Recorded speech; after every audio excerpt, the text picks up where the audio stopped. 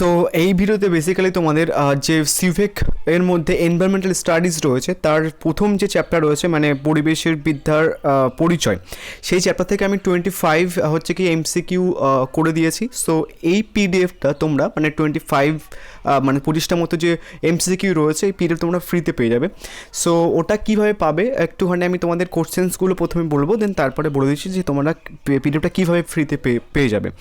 So তার আগে একটুখানি গল্প বলে দিয়ে নিই যে তোমাদের হচ্ছে কি যে একটা ফেসবুকের গ্রুপ আছে ক্যালকাটা ইউনিভার্সিটি এনইপি 2023-2024 বলে, ওরা তুমি ইন্ডিভিজুয়ালি গিয়ে সার্চ করতে পারো। সো ওই গ্রুপে জয়েন হয়ে থাকলে তুমি ক্যালকাটা ইউনিভার্সিটির সমস্ত আপডেট ওখান থেকে পেয়ে যাবে, মানে কবে এক্সাম বা কবে কী পরীক্ষা হচ্ছে না হচ্ছে।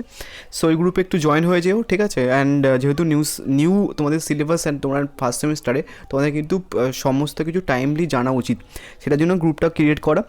নেক্সট হচ্ছে আরেকটা জিনিস, দেন এখানটায় তোমরা আমার কাছে Bangla, English, education, sociology, philosophy, history, political science, economics প্রত্যেকটা পেপারের মেজর এবং মাইনর অ্যান্ড সেক পেপারের নোটস আমার কাছে পেয়ে যাবে। অ্যান্ড প্রত্যেকটা পেপারের হচ্ছে কি যে আইডিসি পেপারের নোটস তুমি আমার কাছে পাবে। সো প্রাইসগুলো এখানে মেনশনস করা হয়েছে, প্রাইসগুলো কিন্তু টেম্পোরারি, পরে কিন্তু বাড়তে পারে। সো পরে কেউ এইটা স্ক্রিনশট দিয়ে বলবে না যে দাদা নর্মাল হচ্ছে কি যে এটা প্রাইস ছিল বা কিছু।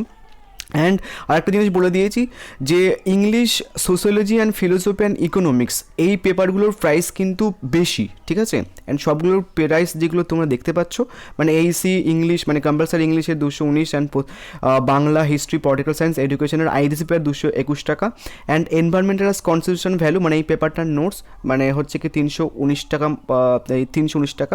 অ্যান্ড প্রত্যেকটা পেপারের সেক পেপার নোটস হচ্ছে কি 267 টাকা, এক্সেপ্ট হচ্ছে কি তোমার English, sociology, philosophy and economics.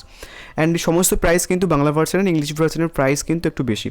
যাই হোক, এবার হচ্ছে কোশ্চেন্সগুলো বলে দিইনি তোমাদের। প্রথম হচ্ছে কি শ্বাসক্রিয়ার জন্য জীব বায়ু থেকে গ্রহণ করে ওকে, কী গ্রহণ করে হচ্ছে কি অক্সিজেন, নাইট্রোজেন, সালফার ডাইঅক্সাইড নাকি হাইড্রোজেন, ও তো হচ্ছে কি অক্সিজেন।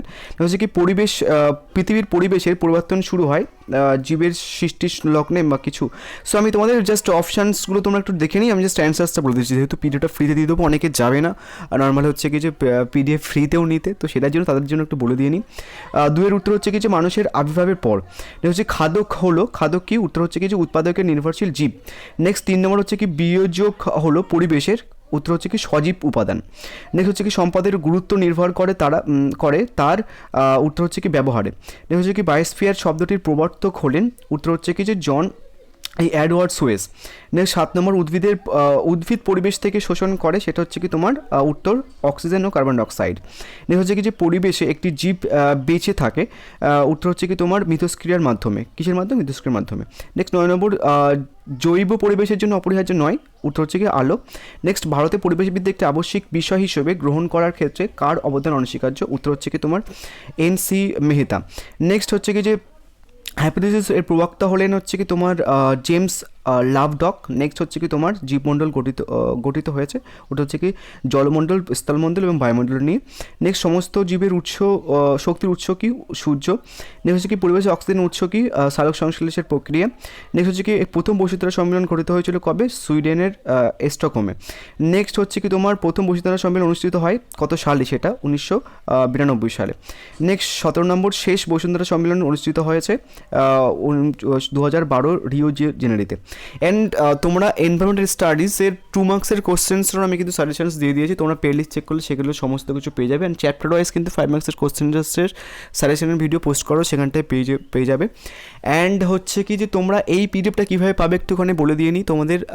তোমরা যে নিচে যে একটা টেলিগ্রাম গ্রুপ দেখতে পাচ্ছ @পান্ডা, সেই গ্রুপের ওখানটায় যাবে, গিয়ে ওই গ্রুপে জয়েন হওয়ার পর দেখবে উপরে একটা গ্রুপ পিন করা রয়েছে, ঠিক আছে। তোমাদের ক্যালকাটা ইউনিভার্সিটি ফার্স্ট সেমিস্টারদের জন্য একটা সেপারেট গ্রুপ করে দেওয়া হয়েছে, ওখানটায় যাবে, ওখানটায় গিয়ে যারা ওল্ড মেম্বার রয়েছে তাদেরকে বলবে যে পিডিএফটা শেয়ার করে দাও, ঠিক আছে।